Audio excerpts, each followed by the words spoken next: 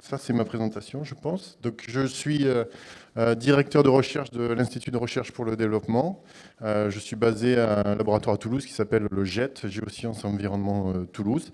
Et en tant que chercheur IRD, je travaille beaucoup au sud. Mais pour nous, le sud, c'est surtout la ceinture tropicale. Donc, l'Amérique du Sud, l'Afrique et l'Asie.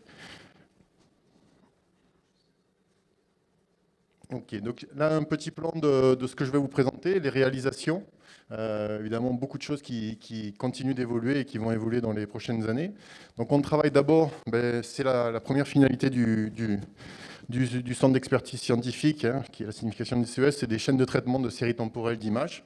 Donc vraiment faire du traitement en masse de séries temporelles. Et pour toutes ces missions-là que Thierry vient de citer, il faut des traitements spécifiques. Hein. Chacune a des résolutions différentes, comme le disait Thierry, chacune a des spectres différents, des résolutions spectrales. Donc il faut à chaque fois adapter les chaînes de traitement, malheureusement.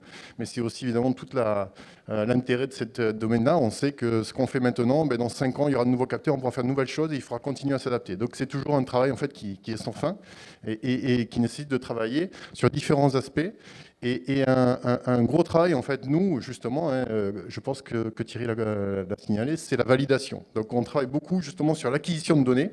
Donc, paradoxalement, on travaille beaucoup sur la télédétection, mais on fait beaucoup de travail de terrain. Donc, on n'est pas juste sur les images satellites. Thierry, comme moi, nous adorons aller sur le terrain, faire des mesures de qualité des eaux et des mesures optiques. Parce que c'est nécessaire justement pour faire la validation, pour développer l'algorithme d'inversion. Et tout ça va se terminer dans des études justement, des publications et des plateformes de diffusion. Donc je vais essayer de vous lister rapidement un peu tous ces aspects-là. Donc d'abord le consortium du CES, donc on a deux pôles. Hein. On a donc l'UMRJET avec moi-même et les collègues qui sont basés à Toulouse. Et donc l'OFB INRAE, le pôle ECLA, qui inclut différentes universités. Je pense que Thierry, tu les as citées. Voilà. Et au-delà de ce, on va dire, le centre du CES, qui existe donc depuis déjà plusieurs années, on a différents partenaires qui vont intervenir soit pour du développement, comme Pierre Gernès qui va intervenir cet après-midi sur des développements par exemple liés aux algues, et puis beaucoup d'utilisateurs. Alors j'en ai cité là, certains qui sont ici dans la salle, Benoît Kamenen, Jérôme Lecause de Riverly, on a des collègues de l'UMR Prodige aujourd'hui, des collabs à Toulouse, des collègues qui travaillent à Orléans sur les flux de carbone dans les zones boréales. On a aussi des partenaires finalisés institutionnels, hein, l'Office de l'eau de Guyane par exemple, l'Agence de l'eau et de l'assainissement du Brésil, l'ANA, et beaucoup de partenaires au sud, dans différents pays, que ce soit en Amérique du Sud, en Afrique et en Asie. Dans ce cadre-là, donc, on est financé sur différents programmes assez variés. On reçoit, et on est très heureux, beaucoup de financements du CNES sur différents aspects, des thèses, des financements de projets de recherche Tosca, le programme Soitaval, comme Philippe le citait. Donc on a un gros appui du CNES, mais évidemment, tout ça est complété aussi par des activités, le financement de l'OFB, avec les activités de Thierry, de l'IRD, de mon côté. On a des financements de la BPI aussi, de l'Agence de l'eau du Brésil et beaucoup d'autres financements. Donc, les chaînes de traitement, c'est vraiment le cœur de notre travail. L'idée, c'est vraiment d'essayer de fournir à la communauté des produits de la meilleure qualité possible sur le produit final, qui est pour nous ce qu'on appelle nous le niveau 3, c'est-à-dire la concentration en matière en suspension, une concentration chlorophylle, mais qui va nécessiter de remonter bien en arrière depuis le produit brut jusqu'au produit final. Donc on a travaillé sur différentes chaînes. Alors historiquement, on a commencé, notamment au JET, hein, à travailler sur un produit une chaîne qui s'appelle toujours Mode 3R sur le développement des données MODIS et VIRS, notamment pour tout ce qui est grands objets hydrologiques, parce que ce sont des pixels de 250 mètres, ce sont des grands lacs, des grands fleuves. Donc on a plus d'une vingtaine de publications sur cette chaîne et sur son application. Pour nous, ça a été vraiment le départ en fait, de l'idée de travailler sur l'hydrologie continentale, les eaux continentales en couleur de l'eau, puisqu'il y avait toutes ces historiques déjà présents sur les océans. Et là, on allait vraiment sur un grand défi, comme l'a dit Thierry, sur les eaux continentales. Alors, ce qui va nous occuper aujourd'hui, ça va être quand même beaucoup, c'est les capteurs actuels, les plus récents lancés, hein, puisque MODIS continue à fonctionner, VIRS aussi. Sentinel-2, Landsat 8, donc avec la chaîne Obstuco, qui est en fait une agrégation de différents modules. On a des modules de détection des eaux, des modules sur les nuages et les effets de surface GRS qui sera présenté par Thierry après coup. Et on travaille aussi, comme le disait Thierry aussi, sur une chaîne de traitement pour Sentinel-3, qu'on a appelé 103R en référence à ce qui a été fait sur Modis, et qui est en cours de développement ici avec David.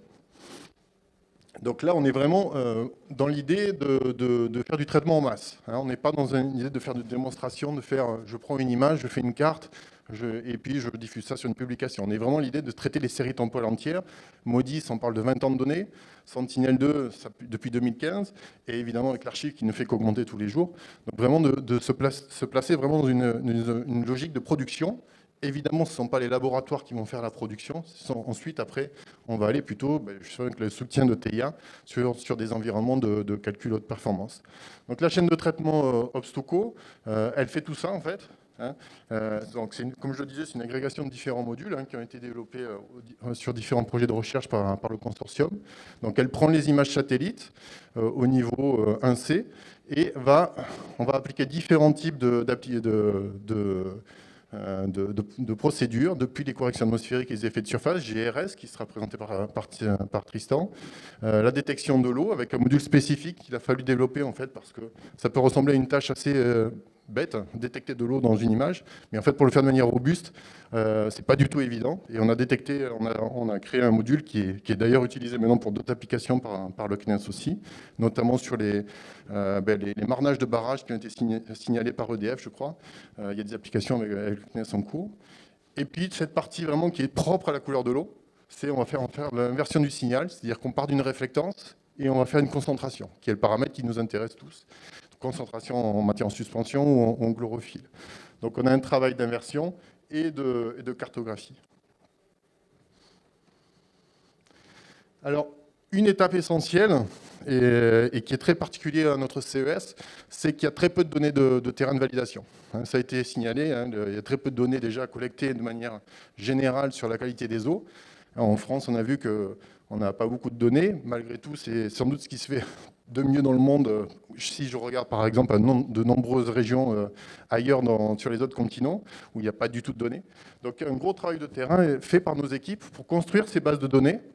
Donc c'est, comme je disais, un peu paradoxal, parce qu'on fait beaucoup de satellites, mais finalement on fait aussi beaucoup de terrain, justement, et ça c'est au service de la communauté, parce que l'idée, avec un double objectif, c'est de développer des algorithmes d'inversion et ensuite de valider ces produits-là, notamment, comme le disait Tristan, d'avoir des observables qui correspondent vraiment à ce que le satellite fournit, parce que bien souvent, le gestionnaire de l'eau d'un lac ou d'un barrage ne va pas forcément regarder ou mesurer l'observable qui nous concerne. Il va regarder un pH, par exemple. On ne mesure pas de pH par satellite. Donc pour lui, il a une mesure de qualité des eaux, mais pour nous, ce n'est pas une mesure qui nous intéresse pour faire du match-up et de faire de la validation. Donc beaucoup d'acquisition de données, beaucoup de travail de laboratoire aussi. Ça peut sembler un peu paradoxal puisqu'on est un CES télédétection, mais c'est un gros investissement et qui est fait vraiment au service de la communauté. Donc avec deux bases de données, une qu'on a appelée base JET, qui est notamment sur les 3 continents, Afrique, Asie du Sud-Est et Amérique du Sud, plus de 1000 points de mesure, avec une large gamme de concentration, et la base donc, de OFB INRAE, qui est spécifiquement basée sur la France, avec une large variété de lacs, donc depuis des gravières jusqu'à des lacs d'altitude, donc deux bases complémentaires pour étudier les différents paramètres. Donc, la finalité de notre travail, c'est vraiment d'estimer des paramètres de qualité des eaux. Donc, c'est ce que j'ai ici appelé d'algorithmie, hein, même s'il y a beaucoup de choses qu'on fait qu'on pourrait appeler d'algorithmie. L'idée ici, c'est vraiment de comment passer d'une réflectance à une concentration, donc sur des paramètres clés. Donc on en a entendu parler tout à l'heure déjà, concentration matière en suspension, MES, concentration chlorophylle 1, discrimination des types d'algues, algues toxiques, suivi du carbone dissous, le COD, ça a été cité tout à l'heure, et pour produire in fine des cartes, ici par exemple un grand fleuve au Brésil de 4 matières en suspension. Ah, voilà. Donc les bases de données, nos bases de données de terrain, justement, sont utiles parce qu'elles permettent vraiment d'avoir la meilleure confiance entre l'observation radiométrique qui est faite in situ avec le prélèvement. Le problème qu'on a souvent, si on se contente de prendre une image satellite et de la comparer à une observation de terrain, c'est que bien souvent, il va y avoir un délai entre la mesure de terrain et la passage satellite, des fois 5 jours, 10 jours, 15 jours. Ça crée des biais évidemment gigantesques, sans parler évidemment de toute la problématique de représentativité spatiale.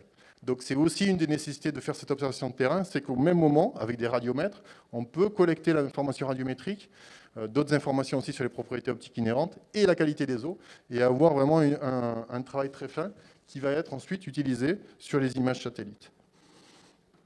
Alors, vraiment, un gros travail, c'est les validations. Moi, personnellement, je travaille beaucoup avec l'Agence de l'eau du Brésil. Et quand on parlait tout à l'heure de partenariat et de mettre en confiance les partenaires, la validation, c'est vraiment un aspect fondamental, c'est-à-dire montrer à un end-user quelles sont les validités des produits, comment on peut les utiliser, quelles sont les gammes d'erreurs. Et bien souvent, en fait, on s'aperçoit que l'information qu'on produit par satellite, elle n'a pas à rougir vis-à-vis de ce qui est fait sur le terrain ou de ce qui n'est pas du tout fait sur le terrain d'ailleurs, bien souvent. Donc cette validation, en fait, elle va se produire à deux niveaux, ce qu'on appelle nous des produits de niveau 2, donc la réflectance. Et là, c'est ce que disait Tristan tout à l'heure, avoir des observables radiométriques qui puissent être comparés. Ça peut être la mise en place de stations de mesure. Ça, c'est quelque chose qu'on aimerait faire, et c'est ce que Tristan signalait. Déjà valider la réflectance elle-même sur les zones en eau. Ça se fait beaucoup sur les zones continentales, et il y a des stations, mais pour les zones en eau, ça ne se fait pas encore de manière systématique. Donc c'est quelque chose qu'on voudrait développer et qu'on fait, mais de manière plus ponctuelle.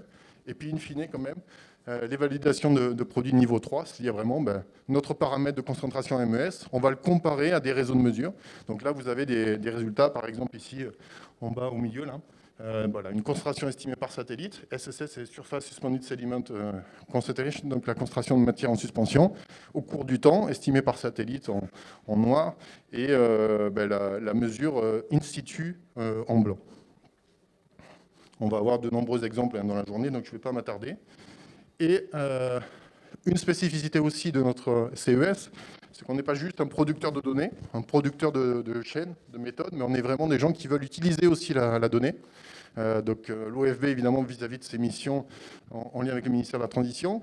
Nous, on jette aussi vis-à-vis de nos études, notamment sur tout ce qui est flux sédimentaire, géomorphologie fluviale, donc plein d'applications, débit solide des rivières, donc flux sédimentaires dans les rivières, les ensablements de réservoirs, ensablements d'estuaires. J'ai mis quelques références bibliographiques, mais il y en a évidemment beaucoup plus, et notamment ce qu'on fait de manière plus récente, vraiment, c'est ces questions de pollution minière, diffuse et ponctuelle, avec des travaux dont je vous présenterai un de ces cas-là. Alors je vais terminer sur la finalité, parce que voilà, on part du produit initial, on va faire beaucoup de terrain, mais ce qui nous intéresse quand même à la fin, c'est de diffuser ces produits à la communauté de manière gratuite et que ces produits-là peuvent être exploités. Alors la première plateforme, en fait, elle a déjà quelques années. Je l'avais développée avec l'Agence de l'eau du Brésil, elle existe toujours. Elle s'appelle Hydrosat. Donc c'est un site qui a vraiment eu beaucoup de succès, puisqu'on a eu 2 millions de visiteurs depuis 2015. On vient de changer un peu le layout, mais c'est donc une page web avec l'Agence de l'eau du Brésil où on va pouvoir cliquer sur des stations d'intérêt et avoir accès, par exemple, à des séries de paramètres. Et ici, la concentration en matière en suspension, je pense. C'est en portugais, désolé. Et donc, c'est vraiment un prémisse de ce qui peut être fait et comment ça peut intéresser la communauté hydrologique. Sur ce site-là, on travaille beaucoup avec MODIS, et exclusivement avec MODIS, donc plutôt des séries temporelles, on ne fait pas des cartes, on va faire vraiment une série au cours du temps. Là, par exemple, vous voulez voir une concentration sur 20 ans à une station de mesure. Mais évidemment, pour nous, il y a vraiment un saut technologique, et aussi un saut, je pense, d'intérêt auprès des partenaires et des end-users, c'est la possibilité de faire des cartes à haute résolution, parce que ça, c'est évidemment un paramètre qui parle à tout le monde. Et c'est ce qui va se passer avec HydroWeb NG. Donc il y aura une présentation cet après-midi sur l'infrastructure. L'idée, c'est vraiment de mettre toutes ces routines dont je vous ai parlé, Obstuco, tout ce savoir-faire sur l'inversion et l'algorithmie, et de la produire en masse avec l'aide du CNES et de ses partenaires pour traiter des millions de kilomètres carrés. Donc évidemment la France, mais bien au-delà, dans les prochains mois. Donc moi aussi, je ne vais pas m'avancer sur les dates, comme Philippe. Ça sera présenté cet après-midi.